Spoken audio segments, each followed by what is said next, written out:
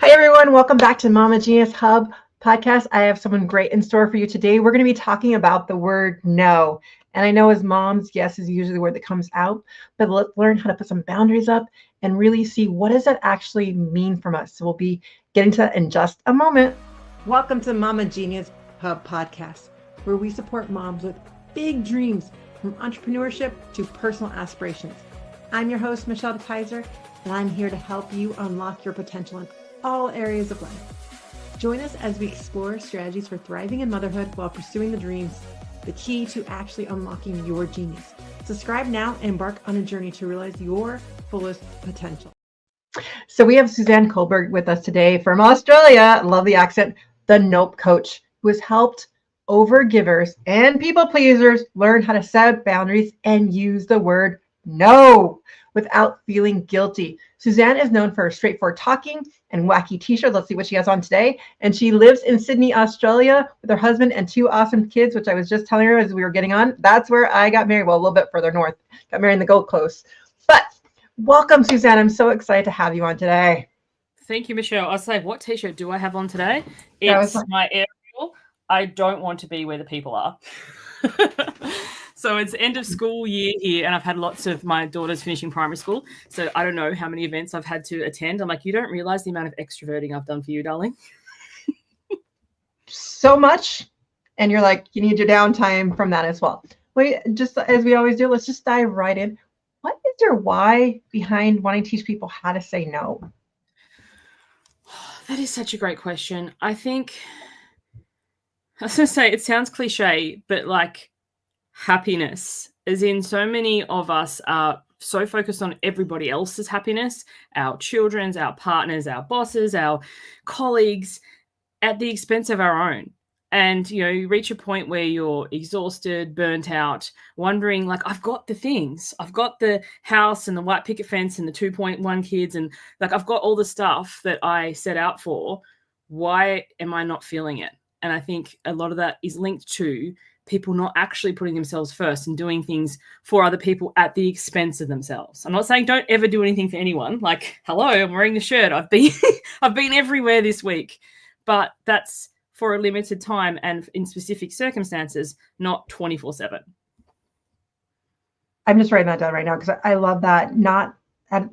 It's in limited times and not the 24 hours. I just want to say that one more time because it's so true, especially, I'm looking at you all moms, that we do this because we want to make sure our kids have the best. But again, take that step back going, am I happy doing this? That is the biggest question that we're going to throw out today. And I know you have some ways and things that we're going to dive into this. So I just love that. And I just take a pause to say that because I think it's so important. Sometimes as moms are just like, okay, what's the next thing? But like, let's just pause on that and just picture that word happiness right now in your own mind. And what's the first image that pops up? I don't know. What's the first image that popped up for you, Suzanne? Being near the water or in water and a book. Like, and I don't actually, although I'm in Australia, I don't live close to the coast compared to how I would most prefer. So bath, book, alone. And, you know, as much as I love my children always, I also love being alone and having that conversation with them about mum having needs and them having needs so that all of our needs can be met, not at the expense of. And my children are just brilliant about, and sometimes too, in the beginning, when you start to, you know, set boundaries with your immediate family, there can be pushback. But after time, and it's not that much time, they're like, oh, Mummy just needs to go to the gym, or Mummy needs to go for a walk, or would you like to read a book? And now my daughter's old enough to make me cups of tea because I love tea. She's like, would you like me to run you a bath and get you a cup of tea? And I'm like, oh, this is heaven. This is happiness. I have to totally agree with you. And when you said water, like when we moved to Wisconsin, my whole dream was like, let's have a lake house. Well, rarely set in. Didn't quite happen, but it's still, my goal is at some point to have water to look out at. Like I don't necessarily have to, my girls are swimmers. I'm not necessarily a swimmer, but I like to be like by it.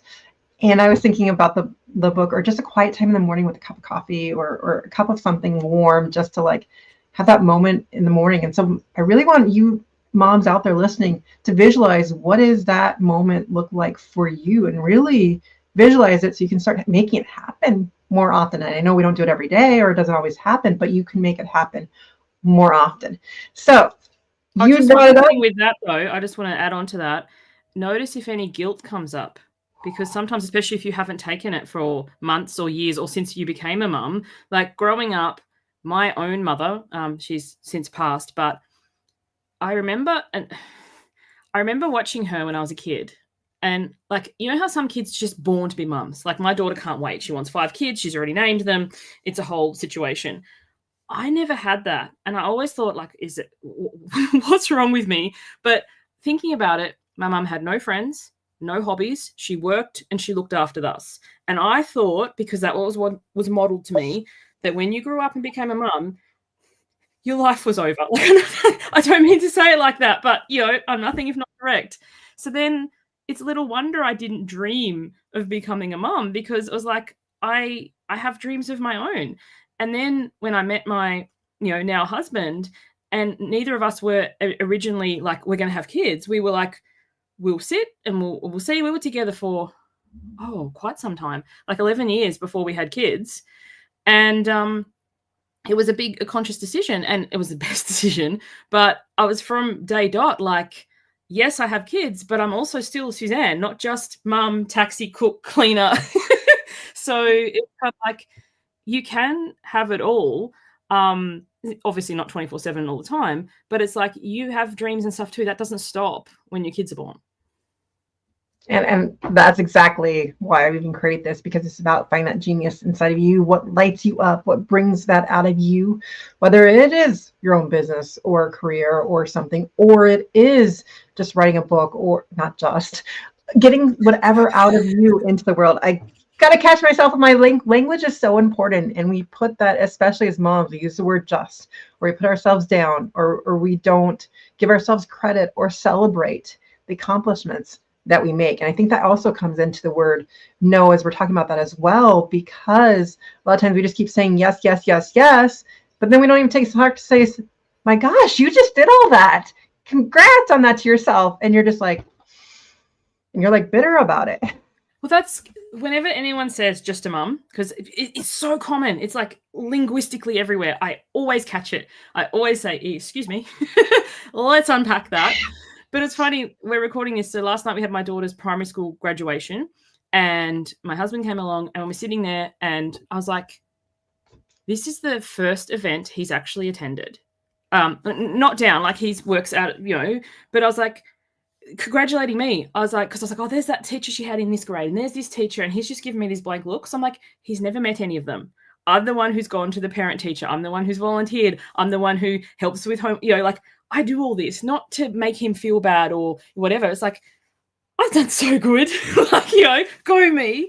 And then, because I think sometimes we forget when we're just a mum, going to those parent teacher interviews, asking, how can I extend my kid, volunteering and all this sort of stuff, that is an entire career. And for those of us who also have a paid career or a building paid career, like, wantrepreneur, expensive hobby, I've been there, you have that on top of the mum duties as well. So it's like, because it wasn't that long ago, many generations, where you had the community. Like I say, it takes a village. And my husband and I, we live in a different state from our family. And I was like, so where does this village turn up? Like, how do I find it? And even last night at this graduation, they're like, no siblings allowed, just the graduating child. So I was like, I'm going to have to find someone to watch my other child to 10 o'clock at night. And then I was like, I don't really want to. Anyway, long story short, I had to can my child stay at your house? Which seemed like such a big deal for me for during the week. And I was like, celebrating me. I arranged all of this. So, the little things. I'm going to give you props for that and you and celebrate you for that. And what I want to touch on, because we kind of started to in the beginning, is the word boundaries and how to set those up with the idea of the no versus the yes. But we're going to do that in just a moment. We'll be right back. Attention, mompreneurs. Do you feel like you're constantly juggling the responsibilities without a moment to yourself? It's time to pause and reflect with our Mama Genius quiz. Tailored for busy mamas like you, this quiz will help you identify what's blocking your path and inspire you to harness your unique strengths, transform how you manage life and business, find your rhythm, and ignite your joy. Visit mamageniushub.com today to discover your Mama Genius. And that's mamageniushub.com.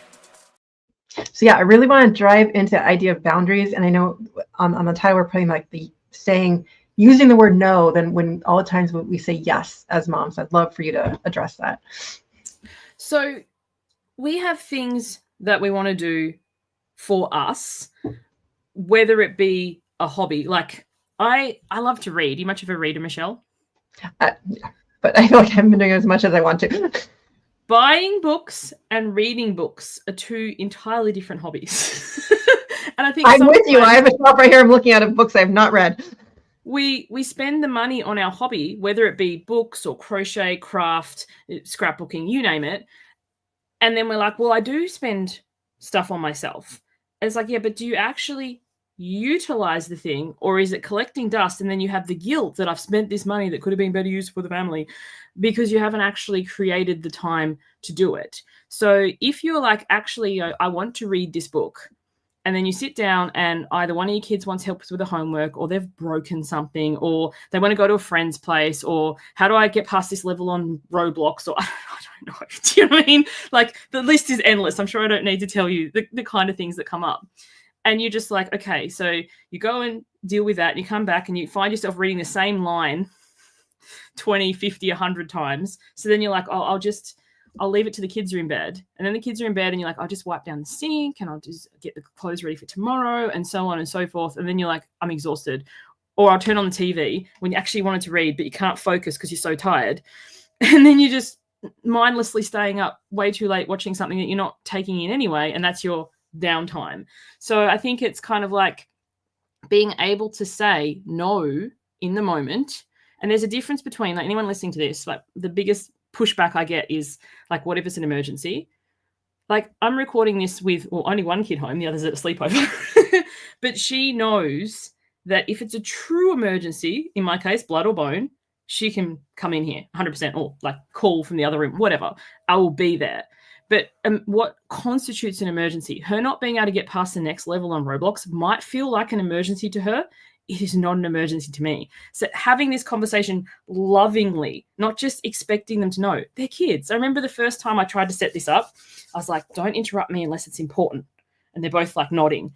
So I come and sit in at my office and I'm like, I'm going to write a blog. And I'm like, maybe not even 5 minutes in. Maybe I've sat here for like 3 minutes. My daughter comes bursting in and I'm like, is it important? She's like, what is it?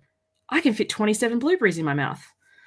And I'm like, oh dear, we need to have a conversation about what actually important is. Because I think it's not that we don't set boundaries or try to. It's that we do it once, people don't really get it, then we get even more frustrated, and then we just kind of throw the whole idea out. And it's like, actually, what does this mean?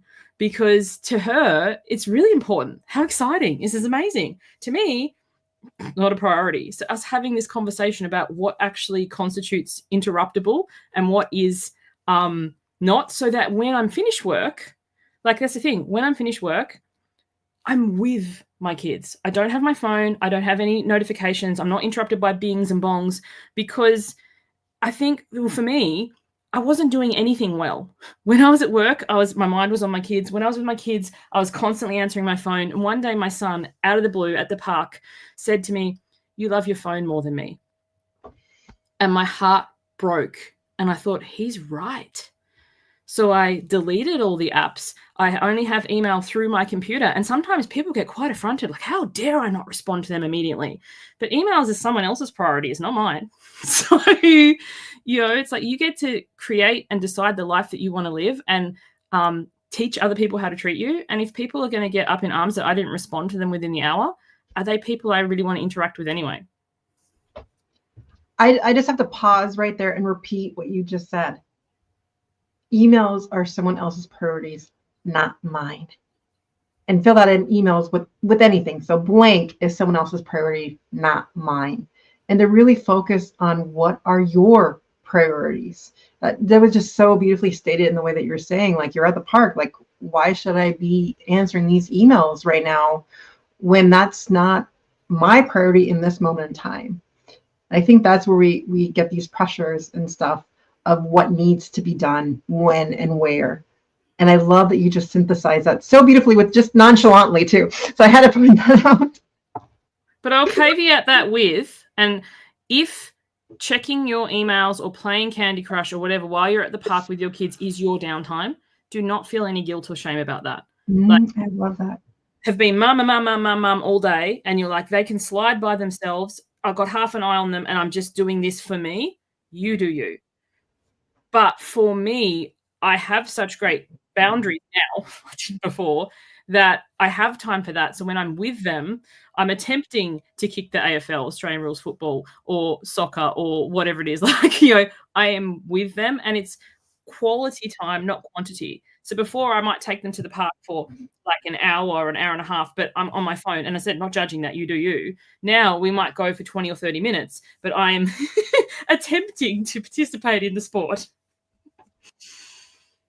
I love that too, though. And I think as moms, I want to put that out one more time. You do you, no judgment.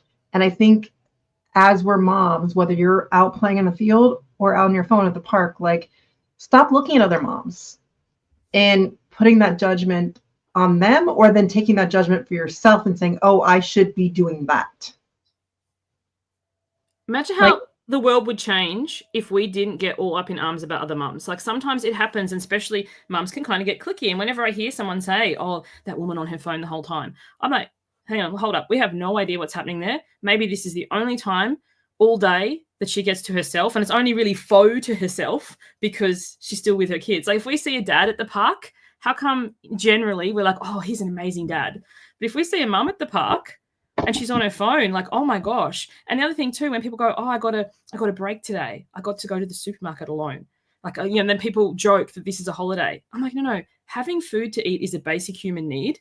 That is not a holiday. If your downtime is shopping alone, like, just, I know mums who, like, I'm very honest and transparent with my husband, but sometimes people have different relationships, but who will like shop online for, do you guys have click and collect? So they just bring it to your boot, or you guys would call it the trunk. So they have it all, but then they go and get a massage or walk around or take their book. So they've gone shopping, but actually have had their downtime that way. And I was like, I just think that's a much better use of your time than wandering up and down the aisles trying to, but whatever works for you, and there's no judgment in there. Like, and I think that's the thing. If that's their thing, let them have it. Why do we have to be like all righteous and pious? Like, I'm always doing this. It's like, do you get a medal for that? I love that so much. And that's why I just love about all these conversation stuff. It's really, and that's why I really want to go back to that line of what is your priority, and filling that in and celebrating that, whatever it is, whether it is getting the downtime with your phone at the park or playing the soccer. It doesn't matter. It's what matters is that it's your choice and that you've made it, and you're going to do it guilt-free.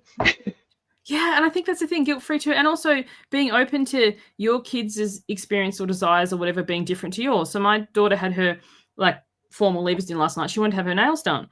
I've only ever had my nails done in my life twice. It's not something I choose. If I have spare money and time, I'd much rather be reading a book, but everyone's different. So I take her to the salon, like we're bombarded with all these choices. I don't even know where to start. They're like, do you want almond or this? I don't even know what this means. And I have like the blankest look on my face.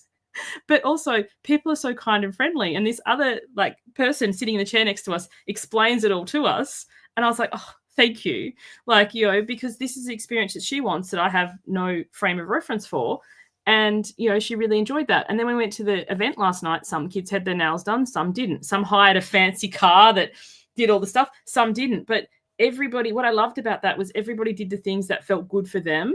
And there wasn't, as far as I could see outwardly, any kind of like, well, they have that, so I shouldn't, or I'm less than, or whatever. It was just like everyone gets to do the things that they like to do.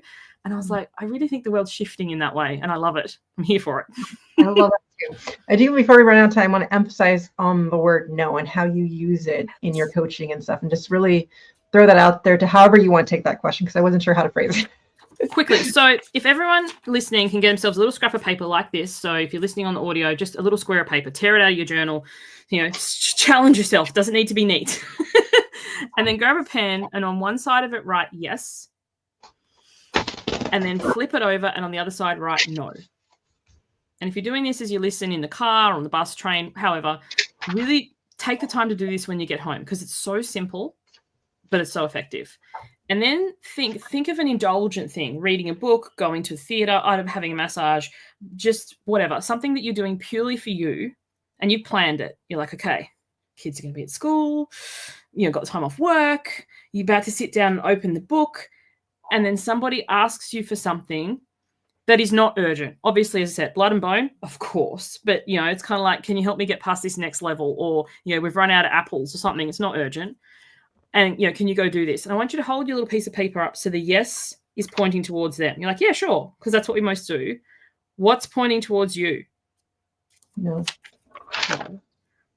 So when you say yes to others, yes, I'll check that email. Oh, yes. And because I'm guilty of this. When I don't want to do my own stuff, for whatever reason, I'll go when I find myself in email at not my email times, I'm like, yeah, I'm just looking for someone else to blame for me not wanting to do my own stuff, But other times it is, people sing. But when you say yes to others, you're saying no to yourself. And when you say no to others, and no doesn't mean not ever, it can be not right now. I can help you with Roblox after dinner, or I can help you with this tomorrow. And I think that's sometimes too, like, not right now, or I'll get back to you. Instead of saying yes in the moment, I need to check my diary, I'll get back to you.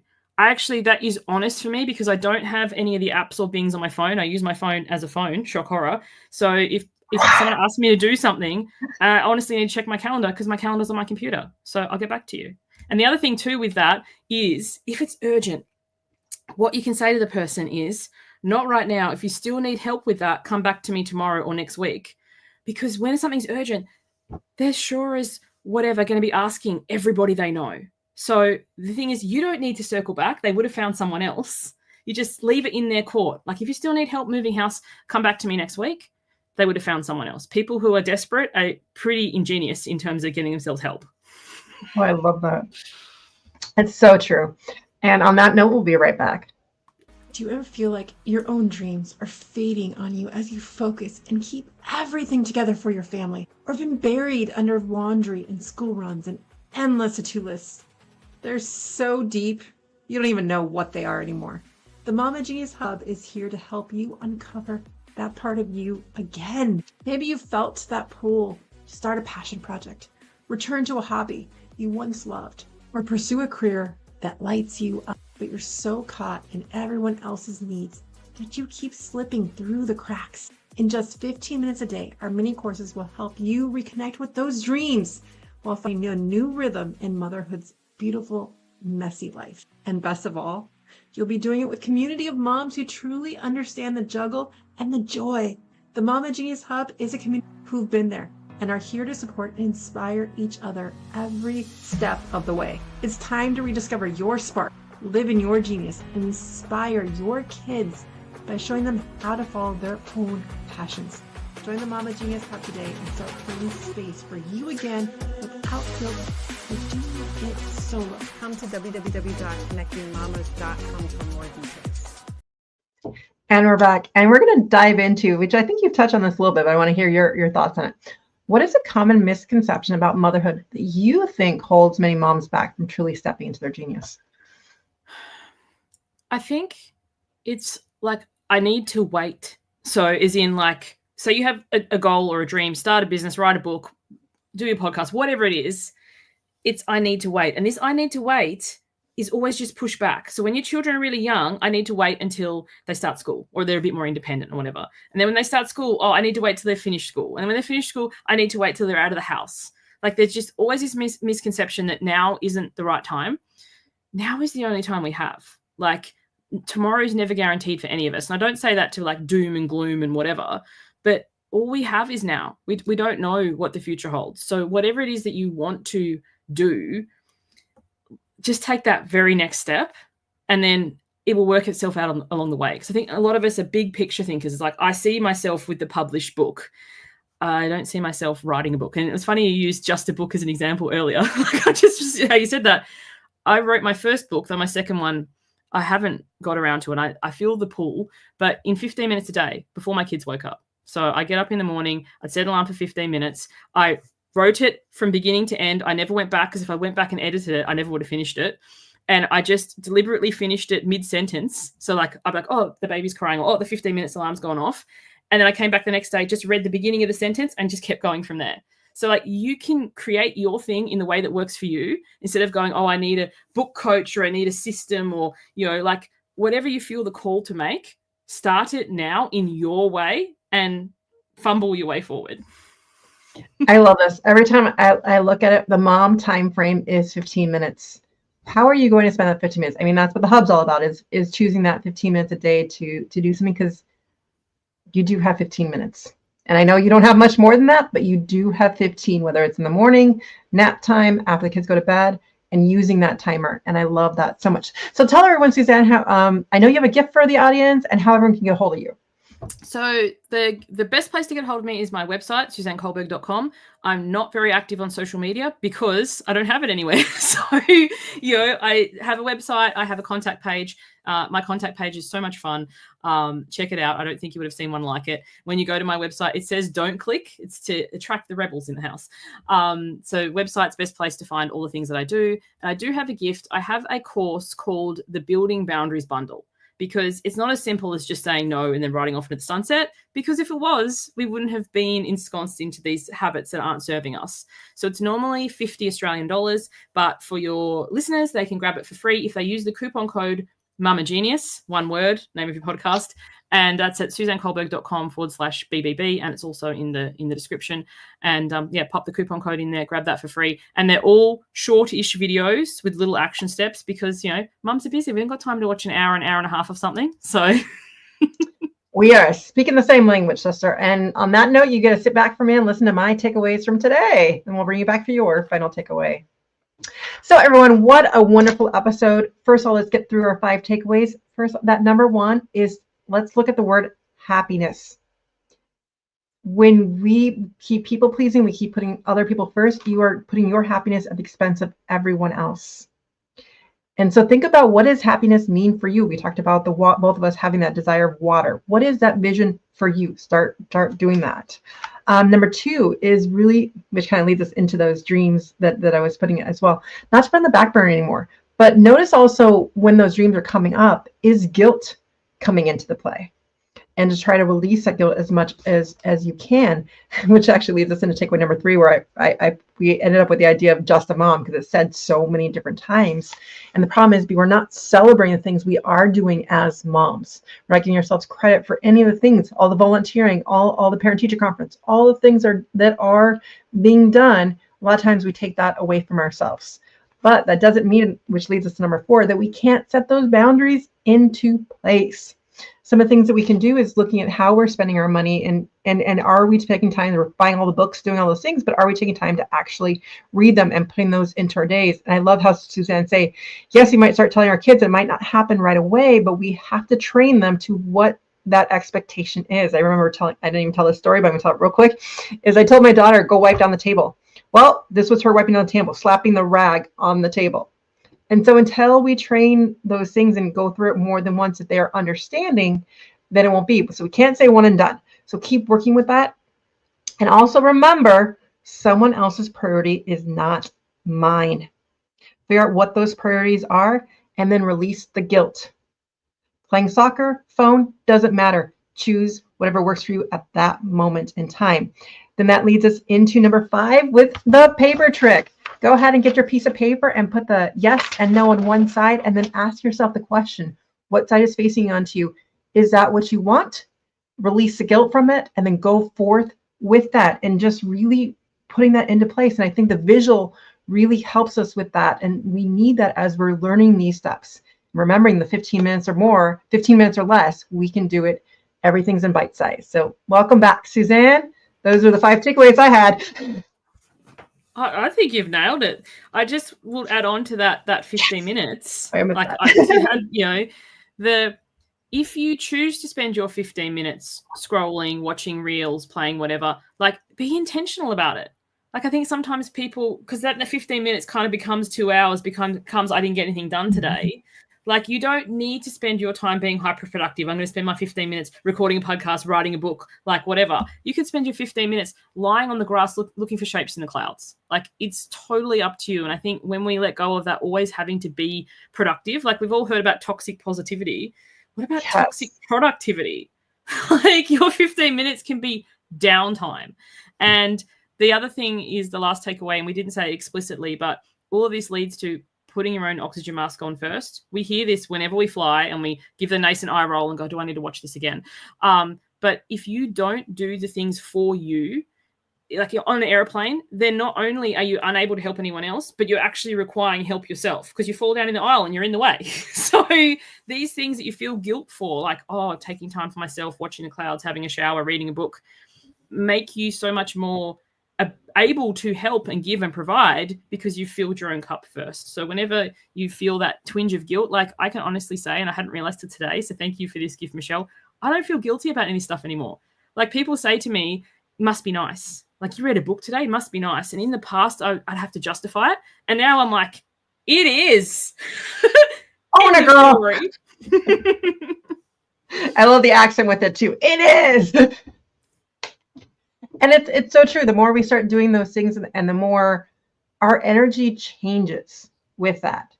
And I've been feeling that. And I will actually, just one last thing, I will tell a story. Yesterday, as I led a group for the first time yesterday, the Family Circle, and I became the co-host of this group yesterday. So I can celebrate myself first of all for doing that. But secondly, the comments that I was getting from people afterwards was, your energy changed the room. They're like, it was pretty dry.